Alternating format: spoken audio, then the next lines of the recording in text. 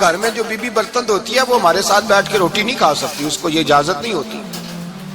ہمارا جو مزدور ہوتا ہے نا، ایک صاحب کہنے لگے یہ بچہ میرے پاس کام کرتا ہے، اس کے ابا جی بھی کرتے تھے، تو میں نے کہا اس کا مطلب یہ ہے کہ تم نے آگے نہیں بڑھنے دیا، تم نے کہا مزدور ہی رہنا ساری زندگی، یہی رہنا میرے پاس، آگے نہ بڑھنا۔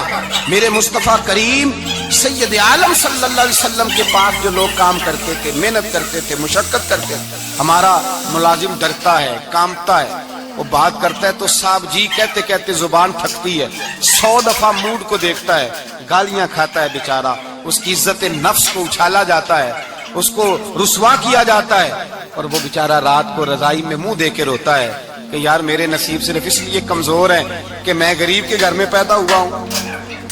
ہم احساس نہیں کرتے، اور مزدور کو کبھی موقع مل جائے جان چھوٹنے کا تو بھاگ جاتا ہے۔ ہمارا کردار اور اخلاق ایسا نہیں ہوتا۔ حضرت زید بن حارثہ رسول اللہ کے غلام تھے، نبی پاک کے گھر میں جھاڑو دیتے تھے، برتن مانجتے تھے، یہ بچپن میں اپنے قبیلے سے گم ہو گئے تھے، کسی نے اغوا کر کے لا کر کے بیچ دیا تھا، گم ہو گئے تھے، حضور کی بارگاہ عالی مرتبت میں لائے گئے۔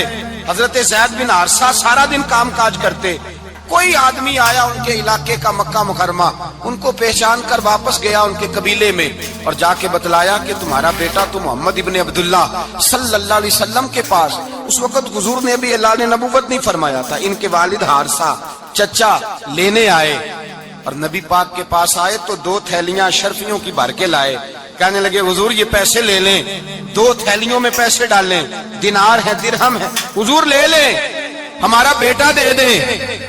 نبی پاک صلی اللہ علیہ وسلم نے فرمایا تمہیں غلطی لگ گئی ہے، پیسے پیچھے ہٹاؤ، میں زید کو بلاتا ہوں، میں زید کو، ادھر دیکھیے گا، میں زید کو، میں اسے بلاتا ہوں، اگر وہ جانا چاہے تمہارے ساتھ تو مجھے اعتراض نہیں لے جانا۔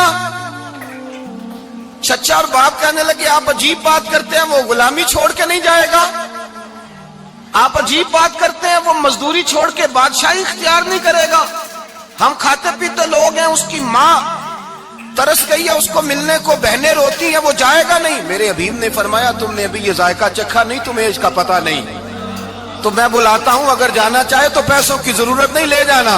حضرت زید کو پیغام دیا، آئے، حضور نے فرمایا وہ تمہارے والد کھڑے ہیں، وہ چچا ہیں، لینے آئے ہیں۔ جناب زید گئے، باپ کے گلے سے لگے، بچھڑے ہوئے باپ بیٹا ایک دوسرے کو مل کے کھل کے روئے، کہا بیٹا تیری ماں کی آنکھیں پتھر ہو گئی تیرا رستہ دیکھ کے، تیری بہنیں ترستی ہیں تیرے چہرے کے دیدار کو، بیٹا وہ گلیاں بھی روتی ہیں جن میں تو کھیلا کرتا تھا، پر اب فکر کی بات کوئی نہیں، اب کوئی پریشانی نہیں، میں پیسے لایا ہوں تجھے لے جاؤں گا۔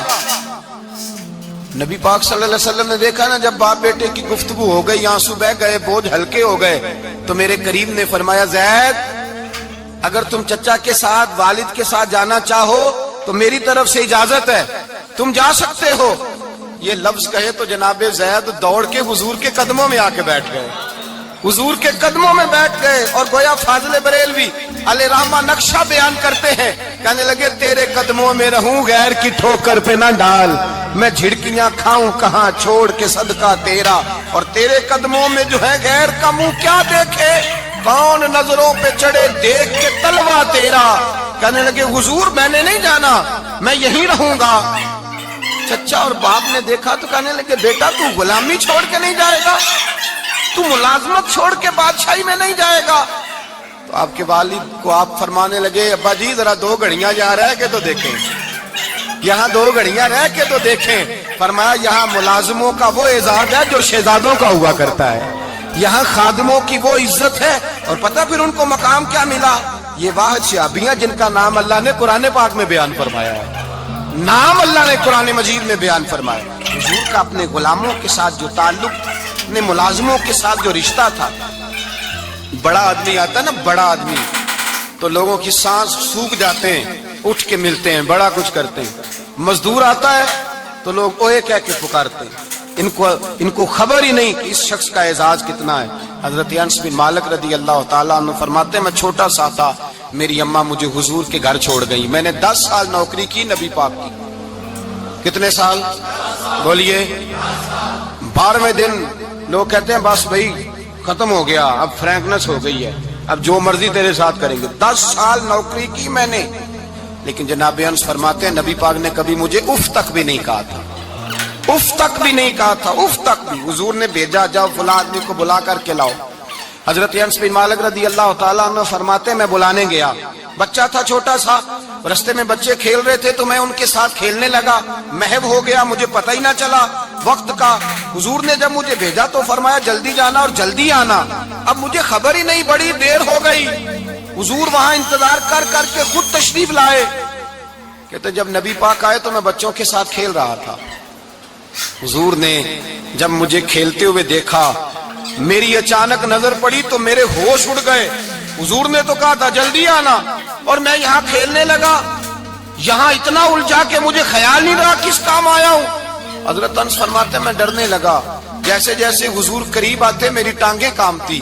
فرماتے ہیں جب نبی پاک قریب آئے تو قربان جاؤں معصوم آمنہ کے، فرماتے ہیں حضور نے میری گردن پہ تھپکی دی اور حضور نے ہنس کے فرمایا او بھائی لگتا ہے تو کھیل میں گم ہوا ہے تو تجھے یاد ہی نہیں رہا میں نے کس کام بھیجا تھا، تجھے یاد ہی نہیں رہا۔ کہا یا رسول اللہ صلی اللہ علیہ وسلم میں بھول گیا تھا، میں ابھی جاتا ہوں۔ کیا انداز ہے، کیا شفقت ہے، کیا رنگ ہے۔ حضور میں ابھی گیا اور ابھی آیا۔ نبی پاک نے فرمایا نہیں یار تو کھیل میں خود ہی چلا جاتا، تو کھیل یہاں میں خود جاتا۔ یہ اعزاز، یہ فضیلت، یہ درجہ کس نے ذروں کو اٹھایا اور صحرا کر دیا، یہ کس نے قطروں کو ملایا اور دریا کر دیا، یہ کس کی حکمت نے یتیموں کو کیا در یتیم اور غلاموں کو دنیا بھر کا مولا کر دیا۔ یہ کس نے اتنا۔ میرے بھائی مزدور کو حضور نے اعزاز دیا۔ نبی پاک اپنے ہاتھ سے کام کرنے والے کے ساتھ اس نے سلوک کرتے، محبت کرتے، پیار کرتے۔ ایک بوڑھی اماں تھی جو مسجد میں جھاڑو دینے کی مزدوری کرتی تھی۔ کیا کام کرتی تھی؟ دعا کریں اللہ ہم سب کو مسجد کی صفائی کی توفیق عطا فرمائے۔ بوڑھی اماں کی مسجد کی صفائی کرتی تھی، نوکری کرتی تھی، بیمار ہو گئی۔ بخاری شریف میں موجود ہے اللہ کے محبوب صلی اللہ علیہ وسلم روز تیمارداری کرنے جاتے۔ ایک وقت ایسا آیا کہ دن میں 2 مرتبہ حضور تیمارداری کرنے جاتے۔ ایک شام نبی پاک نے فرمایا اس کا انتقال ہو جائے تو مجھے اطلاع کرنا۔ صحابہ کہتے ہیں رات کے وقت ان کا انتقال ہوا، ٹھنڈ کا موسم تھا، ہم نے حضور کو تکلیف دینا مناسب نہ سمجھا، ہم نے دفن کر دیا۔ سویرے اللہ کے حبیب نے پوچھا تم نے مجھے اطلاع کیوں نہیں دی؟ حضور سردی بڑی تھی۔ کون جاتا ہے مزدوروں کے جنازوں میں؟ کون جاتا ہے مزدوروں کے جنازے میں؟ یہاں تو اب جنازے بھی سیاسی ہو گئے ہیں، اب تو کوئی بہت بڑا امیر آدمی فوت ہو جائے تو وہاں رش ہوتا ہے، وہاں رش ہوتا ہے، غریبوں کا تو جنازہ بھی کوئی نہیں پڑتا۔ حضرت جناب سیدنا ابو ہریرہ رضی اللہ تعالیٰ عنہ فرماتے ہیں حضور نے فرمایا مجھے اطلاع کیوں نہیں دی؟ تمہیں اس کے اعزاز کا نہیں پتا؟ وہ مزدور تھی، مسجد میں جھاڑو دیتی تھی، تم نے خبر ہی نہیں دی؟ حضور وصال ہو گیا، فرمایا چلو مجھے بتاؤ قبر کہاں ہے۔ حضور سارا کچھ جانتے ہیں لیکن یہ ساری تمہید اس لیے بیان کی کہ ایک مزدور کی شان واضح ہو جائے۔ فرمایا بتاؤ قبر کہاں ہے؟ صحابہ کہتے ہیں ہم قبر پہ لے گئے تو میرے نبی نے فرمایا صفے بناؤ میں دوبارہ جنازہ پڑھاؤں گا۔ میں دوبارہ جنازہ نہیں ہو سکتا، اس وقت ہو سکتا ہے جب وارث نے نہ پڑھاؤ، پھر دوسرا جنازہ جائز ہے۔ وارث نہ پڑھے تو اس سے پہلے 20 جنازے بھی ہو جائیں تو جب وارث پڑھ لے پھر دوسرا جنازہ نہیں ہو سکتا۔ حضور نے دوسرا جنازہ اس لیے پڑھا ہے کہ حضور اپنی ساری امت کے وارث ہیں، نبی پاک ساری امت کے وارث ہیں۔ فرمایا پر بناؤ صفے میں جنازہ پڑھاتا ہوں۔ مزدور کو اعزاز دیا، پیار کیا۔ حضرت عبد الرحمن ابن عوف رضی اللہ تعالیٰ عنہ فرماتے ہیں ایک دن میرا دل کیا تھا کہ میں غریب ہو جاؤں۔ کیا ہو جاؤں؟ آپ اپنے لیے دعا نہ کریں لیکن حضرت عبد الرحمن ابن عوف کے الفاظ تو دہرائیں۔ وہ کیا کہہ رہے ہیں کہ میرا دل کرتا تھا میں اللہ ایک دن میرا، بڑے امیر آدمی تھے نا صحابہ میں سب سے زیادہ امیر، فرمانے لگے ایک دن میرا دل کیا میں غریب ہو جاؤں، غربت پسند کر لوں۔ اصل میں غریب کو اپنی شان کا نہیں نہ پتا، اسے جس دن پتا چل گیا کہ میں غریب کی عظمت کتنی ہے، غریب ہر وقت اپنے آپ کو کوستا ہی رہتا ہے۔ اور میں اکثر کہتا ہوں کہ یہ بڑے کا قصور نہیں کہ اس نے تجھے چھوٹا جانا ہے، یہ تیرا قصور ہے، تو احساس کمتری میں کیوں مبتلا ہوا۔